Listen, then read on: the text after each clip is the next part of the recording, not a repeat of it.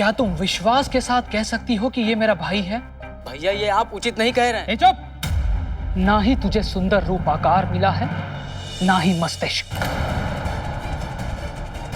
पहले ही गांव वाले तेरे कद को लेकर तेरा उपहास उड़ाया करते हैं। वो क्या कम था जो तू विवाह कराया और उन्हें उपहास उड़ाने का एक और विषय दे दिया? और तेरी वो स्त्री क्या लाली, पता नहीं उसका चरित्र कैसा होगा।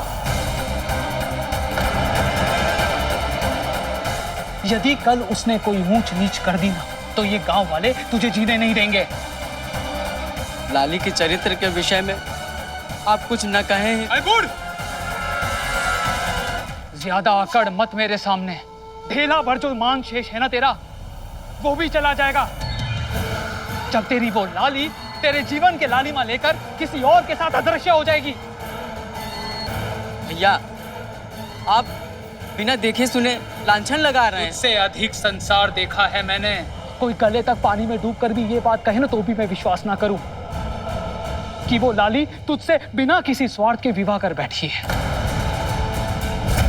सुन, समझने की चेष्टा कर। अरे वो धन के लोभ में यहाँ आई है, अन्यथा ऐसी कौन सी सुंदर स्त्री इतनी अभागी होगी जो तुझ जैसे अभागे के साथ अपना विवाह कर ले?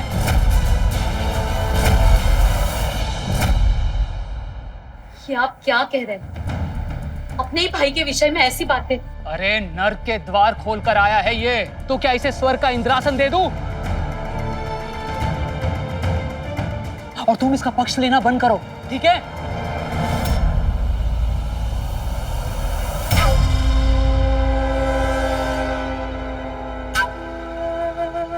जी मैं यहाँ धन के लिए नहीं आई हूँ, किंतु इनके लिए, इनके प्रेम वश आई हूँ। मैंने अपना सर्वस्व इन्हें दे दिया है। मन से मैंने इन्हें अपना स्वामी स्वीकार कर लिया है।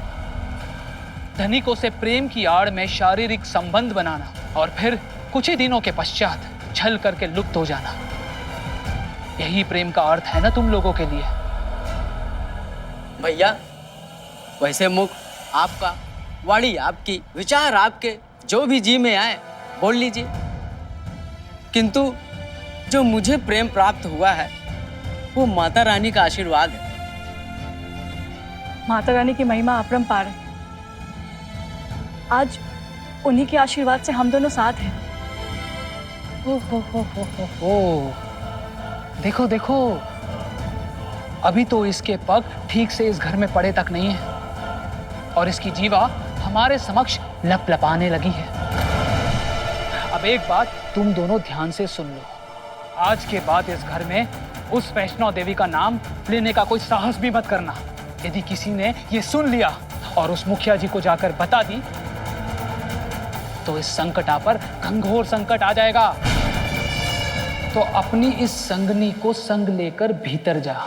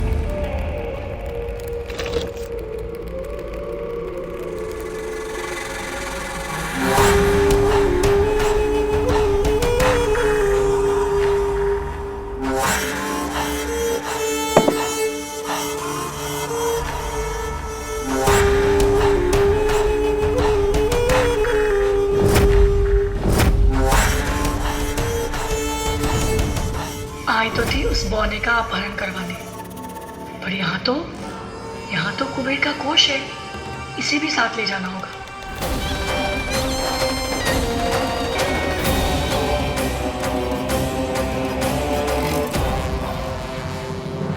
मुझे इस संदूक की कुंजी एन केन प्रकारेण प्राप्त करनी ही होगी।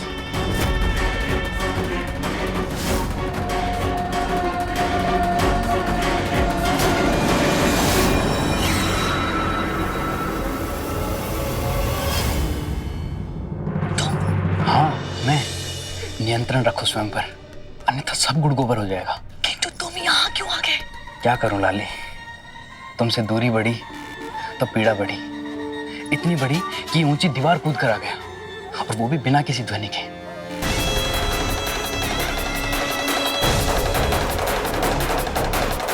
किंतु क्यों? मैंने कहा था ना प्रतीक्षा करना, यदि किसने देख लिया ना तो। अरे लाली, तुम ना चिंता मत करो, कोई संकट नहीं है। इस पहर सभी भद्र धनवान व्यक्ति सो रहे होते हैं, और वो बौना, वो भी सो रहा होगा, तुम्हारे संग संग मृदु पलों के स्वप्न देख रहा होगा।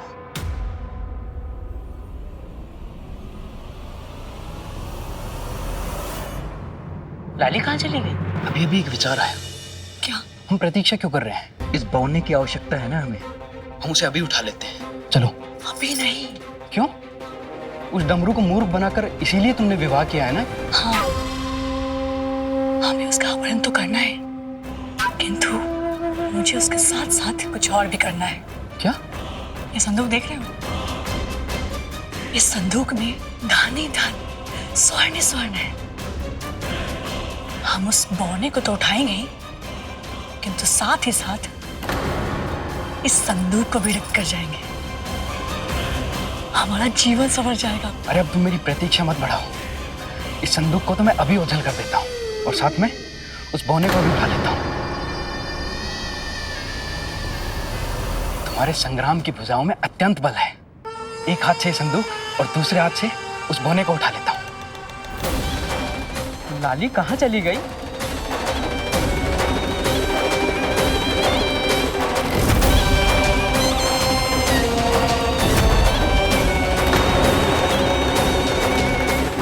क्या हुआ? एक संदूक तो उठा नहीं पा रहे हो। बड़े आए थे, एक हाथ से संदूक और दूसरे हाथ से उस बौने को उठाने। आपका क्या है? तुम्हारी भुजाओं का बल? ये संदूक का दोष है। अच्छा, तो अब दोष इस संदूक का हो गया है ना? नहीं, मैं सच कह रहा हूँ।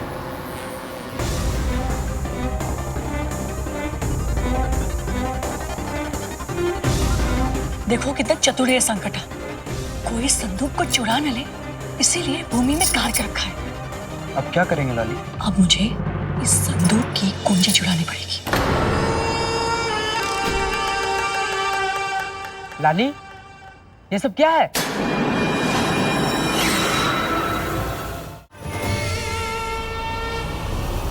लाली, क्या कर दिया?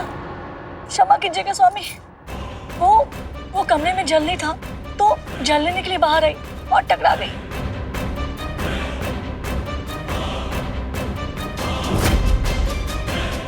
वैसे स्वामी, ये संदूक यहाँ क्या कर रहा है? क्या है इसमें? ये संदूक भैया का है, इससे दूर ही रहना, नहीं तो क्रोधित हो जाएंगे वे। क्या हुआ? आप चिंतित न हो स्वामी, पाँव टूटा नहीं है, बस थोड़ी सी पीड़ा है। वैसे स्वामी आप सही कह रहे थे, प्रातः घर ढंग से देख लूंगी, कहाँ क्या है सब स्मरण हो जाएगा, फिर ऐसे कष्ट नहीं होगा। उत्तम, अभी चलो विश्राम कर लो।